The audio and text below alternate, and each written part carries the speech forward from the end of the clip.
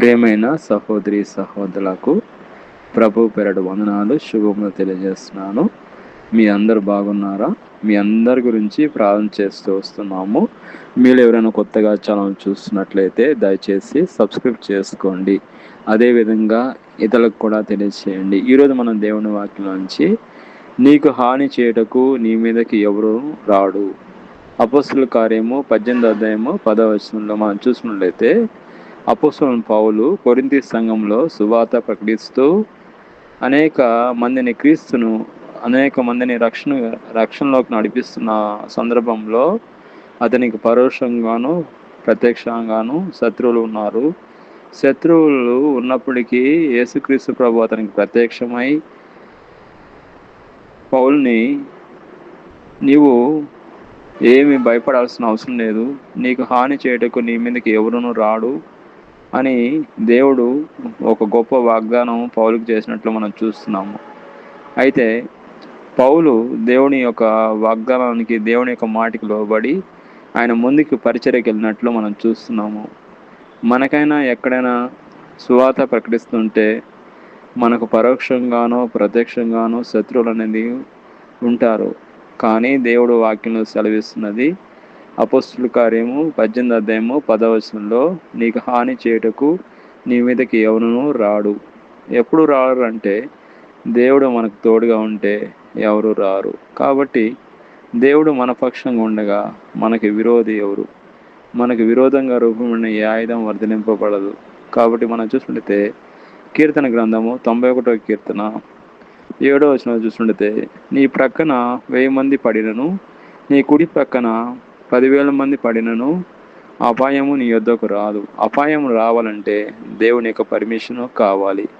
యోబుకు కూడా కంచె వేయడం వల్ల సాతాను ముట్టలేకపోయాడండి. అదేవిధంగా దేవుడు మనకి కంచె వేస్తే అపాయం అనేది మనకు రానే రాదండి. అదేవిధంగా మనం చూసుకుంటే కీర్తన గ్రంథము 91వ కీర్తన 2వ వచనంలో చూసుకుంటే, ఆయనే నాకు ఆశ్రయము, నా కోట. దేవుడే మనకు ఆశ్రయం అండి, మనకు కోట అండి. దేవుడు మనకు కోటగా ఉంటే మనకి విరోధి ఎవరు? మనకు విరోధంగా రూపింపబడిన ఏ ఆయుధం వర్ధిలంచదు, ఏ ఆయుధం వర్ధిలదు. కాబట్టి దేవుడు మన పక్షంగా ఉంటే మనకి విరోధి ఎవరు ఉండరు. అదేవిధంగా దేవుడు మనకు తోడుగా ఉంటే ఏ హాని మన దగ్గరికి రానే రాదు. ఉదాహరణ చూసుకుంటే మన దేశానికి ప్రైమ్ మినిస్టర్ గారు ఉన్నారు. ఆయన ఎంతో బిజీ లైఫ్ అయింది. ఆయన దగ్గర ఆయన చుట్టూ దాదాపు ఎంతోమంది సెక్యూరిటీ గార్డ్స్ ఉంటారు. సెక్యూరిటీ గార్డ్స్ ఆయనను కాపాడుతూ ఉంటారు. అదేవిధంగా మన రాష్ట్ర ముఖ్యమంత్రి గారు, ఆయనకు కూడా ఆయనను కాపాడడానికి సెక్యూరిటీ గార్డ్స్ ఉంటారు. అదేవిధంగా దేవుడు కూడా మనల్ని కాపాడడానికి మనకు దూతలను మన చుట్టూ ఉంచుతాడు. మనం ఎక్కడ పోయినా కానీ మనకు ఏ అపాయం రాదు, ఏ అపాయం రానే రాదు. దేవుని అనుమతి లేనిదే అపాయం రాదు. ఎప్పుడైతే దేవుడు బిడ్డలుగా మనం ఉంటామో, దేవుణ్ణి మనం ఆయన ఆశ్రయం దుర్గంగా చేసుకున్నప్పుడు మనకి అపాయం రాదు. ఎందుకంటే దేవుని దూతలు మనకు తోడుగా ఉండి మనకు సహాయం చేస్తూ ఉంటాయి. అదేవిధంగా మనం చూసినట్లయితే మనకు శత్రువులు అనేవాళ్ళు పరోక్షంగానో ప్రత్యక్షంగానో మనకి ఏదైనా హాని చేయాలనుకొని తలిచినట్లయితే, దేవుడు మనకు తోడుగా ఉన్నట్లయితే వాళ్ళు మనల్ని ఏం చేయలేరండి. బైబిల్లో చూసిన అపోస్తుల కార్యంలో పౌలు, ముందుగా ఆయన పేరు సౌలు అండి. దేవుడు వెలుగును చూసి ఆయన రక్షణ పొందినట్లు మనం చూస్తున్నాము. ఆయన పౌలుగా మారినట్లు మనం చూస్తున్నాము.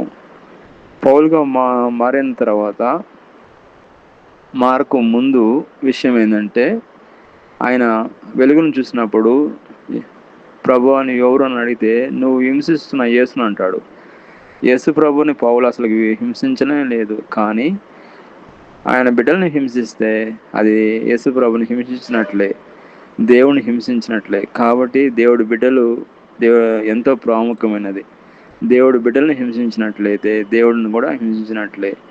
కాబట్టి పౌలు ఎంతోమంది ఆయనకు శత్రువులు ఉన్నప్పటికి కూడా ఆయన ఏ హాని లేకుండా, ఎవరికి భయపడకుండా ముందుకు వెళ్ళి పరిచర్య చేసినట్లు మనం చూస్తున్నాము. దేవుడి బిడ్డలకి ఆయన తోడుగా ఉంటే శత్రువులు కూడా మిత్రులుగా మారుతారు. సమాధానకర్త అయిన దేవుడు మనకు తోడుగా ఉంటే శత్రువులు కూడా మిత్రులుగా మారుతారు. కాబట్టి దేవుడు మనకు ఆశ్రయం దుర్గంగా ఉంటే, తోడుగా ఉంటే మనకు అన్ని విషయంలో దేవుడు కాపాడి మనల్ని దీవిస్తాడు. దేవుడు ఈ వాక్యం దీవించిన గాక. ఆమేన్. ప్రార్థన. ప్రియమైన మా పరలోక తండ్రి, యేసుక్రీస్తు ప్రభు పరిశుద్ధ నామమును బట్టి మీ సన్నిధికి వస్తున్నాం నాయన. ఎక్కడైతే ఇద్దరు ముగ్గురు మీ నామములో కూడి ప్రార్థన చేస్తారో అక్కడ మీరు ఉంటారు నా దేవా. మీకు స్తోత్రం. ఈ సమయంలో ప్రత్యేకంగా ప్రార్థన చేస్తున్నా నాయన. మీరే మాకు ఆశ్రయం, దుర్గము, కోట, శైలం నాయన. మాకు శత్రువులు అంటే ఎవరు ఉండరు, మీరు మాకు తోడుగా ఉంటే. నేను ఈ సమయంలో ఎవరైతే వాక్యం ఉంటున్నారో అందరూ దీవించమని యేసుక్రీస్తును ప్రార్థన చేస్తున్నాం తండ్రి. ఆమేన్.